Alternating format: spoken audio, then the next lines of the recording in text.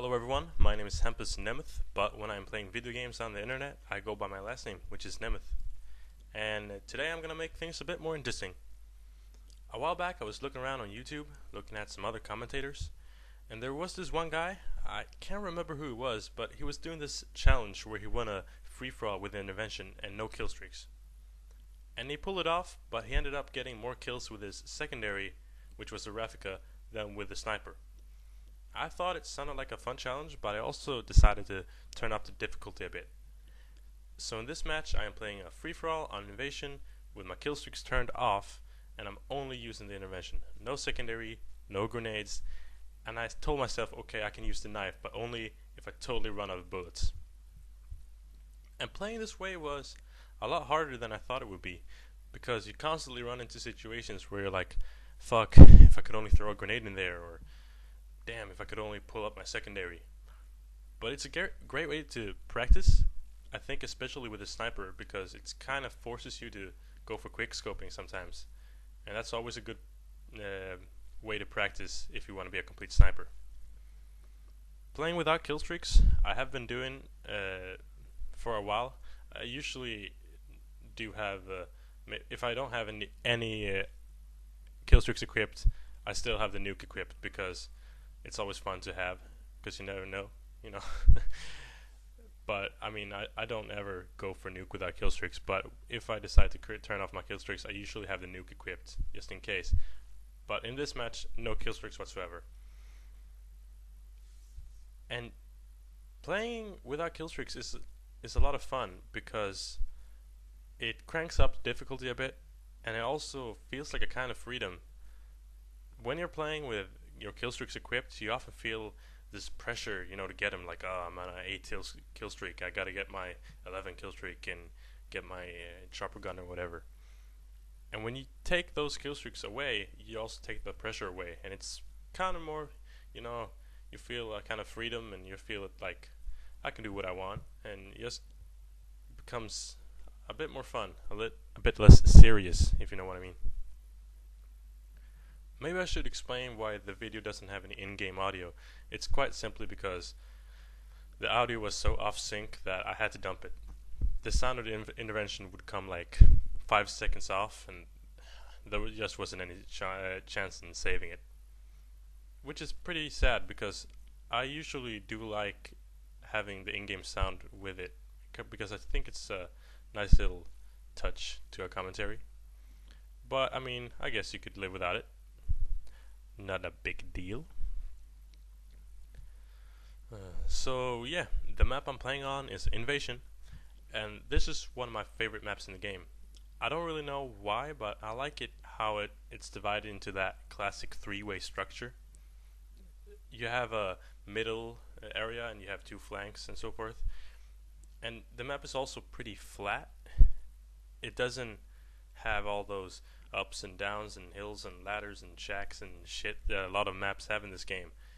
It's just pretty linear, and I like that, especially in Search and Destroys.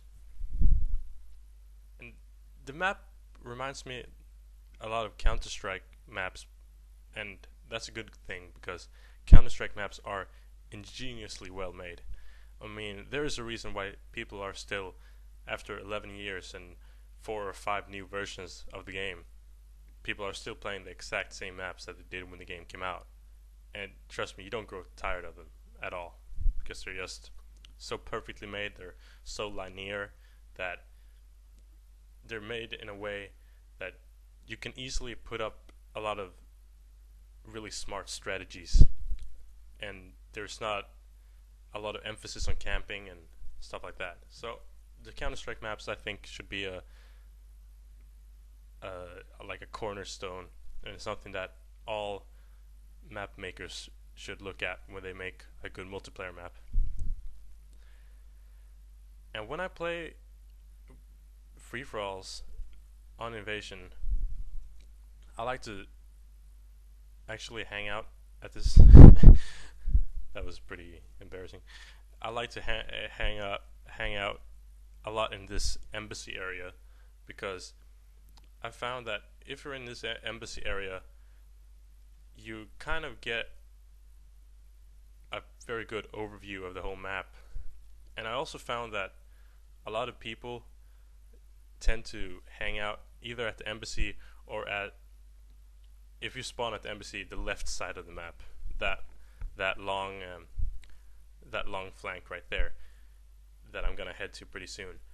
That's where I found a lot of people are going, and people are often, hiding in at the houses to the left of that street. And I found that just like hanging out over here at the embassy and aiming down this street right here, you can get a lot of kills. And that's basically what I do when I play this map. And like you see here, it really works out for me. One thing I want to point out: always when you go out where I go right here, aim there, that little cage.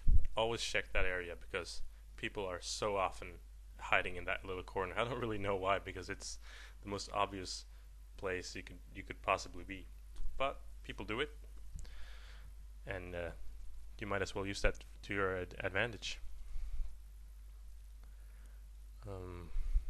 So I don't know what I'm going to talk about right now. I could mention that I do run out of bullets right here, and I decide to, okay, now I gotta do some knifing, and it doesn't really work out that well. I get this one guy here and then I die pretty much. But yeah, this way I would really recommend to play if you want to be a better sniper, because there's no better way to practice difficult situations with a sniper rifle. I mean, anyone could aim down a sniper rifle and shoot people that are far away, but when people are actually focusing on you, sniping becomes a lot more difficult. And I think this is a great way to practice how to react in those situations, because as I said, it kind of, when people are running at you, you got to think like, oh, I can't pull up my secondary. I just might as well go for a quick scope. I don't know why I don't see that guy right there. When I watched the video, when I looked through it after the recording, I was like, man, how could I not see him? But this is the last kill right here, and then the video's over. If you like this video, please subscribe to my channel. And I think I will be coming up with a dual commentary in the near future. I've been wanting to do that for quite a while, and I found another PC commentary maker that I found was really enjoyable. So I'm gonna ask him to make a dual commentary. I hope he says yes. So that might be the next commentary coming up. Until then, have a good one, and I am out.